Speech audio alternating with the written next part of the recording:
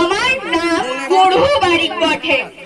আমি চারিদিকে ঘুরে ঘুরে লোকের চুল দাড়ি গোপ গুলান কাটি, একটাই ঝড় করি, ভুরু পেলাবো করি। তো আসো কেন একে একে সবে বসে পড়ো, আমি সকলের চুল দাড়ি গোপ গুলো একটু ঝড় করে দিই। চুল কাটবি এদিকটাই চলে আস, বক্সের সামনে না, এদিকটাই।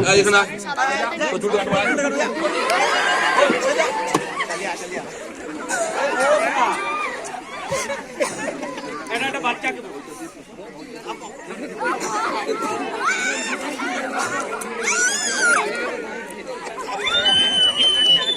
চলো চলো চলো চলো চলো।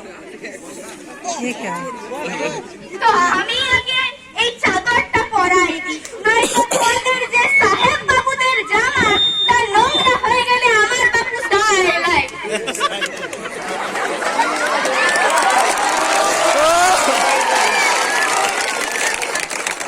আমাকেই পাঠাতে হলো, চুল ছোট ছোট আছে আর কাটিস নি বাপ। এবার বলো দেখি বাবু কোন ছাড়টা ছাড়বে, মিঠুন ছাড়, বচ্চন ছাড়, জামবাটি ছাড়, চৈতন্য ছাড়? মিঠুন ছাড়টাই ভালো হবে। এটা কেমন? মিঠুন ছাড়টা মাঝখানে সিটা করে চুলগুলোকে পিছন দিকে দিয়ে দিলে, ছিঁড়ি ছিঁড়ি করে কাটে দিলেই হয়ে গেল মিঠুন ছাড়। আয়নার সামনে গিয়ে দাঁড়ালে কিন্নিগুলো বুঝতেই পারবে যে মিঠুন দাঁড়িয়ে আছে না অন্য কেউ। তো কাটে গেলে তো কাটে গেলে নাই নাই নাই নাই, আজকে অন্যদিন কাটবা। তাইলে তোমার দাড়িগুলো বড় বানাইছে বটে, দাড়িগুলো আগে কাটে দিই। নাই নাই, থামতে হও মা, থামতে হও মা, থামতে হও। দাড়ি ফাড়ি কাটা দরকার নাই, তুমি রোকো রোকো। নাই নাই নাই নাই নাই। তা তুমি নাকি ভুরু পাবো করো শুনছি। হ্যাঁ তো একই লোক কিভাবে তুমি এরকম কাজ করে? চুল দাড়ি কেটে বেড়াচ্ছে। ম্যাডাম দিদির ভুরুটা মেলান করে দেবো।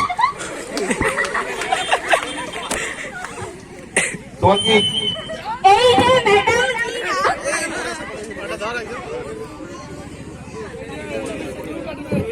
সরু একটা সুতা দিয়ে যে ভুরুটা মেলান করো, কি ব্যথা! এই যে আমার দড়াটা দেখছো, এই দড়াটা এমন ভর করে ঘুরে যে তোমাদের ভুরুগুলো একেবারে সেফ হয়ে যাবে। বটে?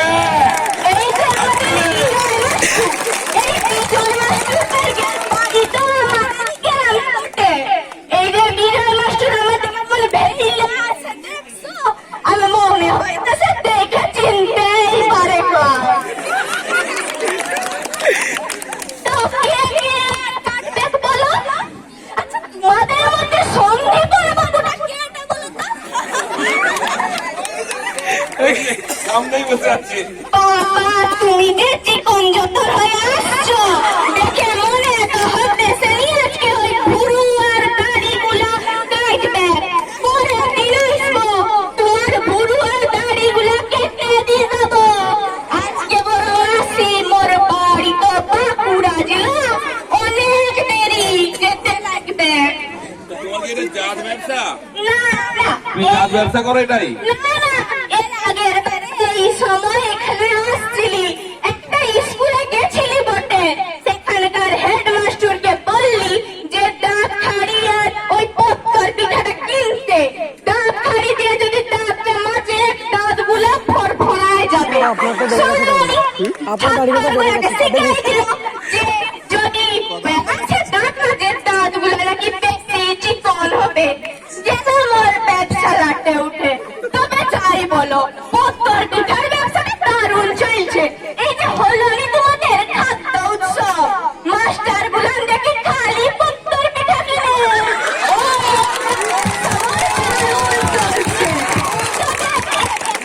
বছর খুলছি দেখি কথা কতদিন চলে ব্যবসাটা। আচ্ছা আচ্ছা আচ্ছা, তাহলে আগে তুমি পিঠা টিঠা বিক্রি করতে আর দাঁত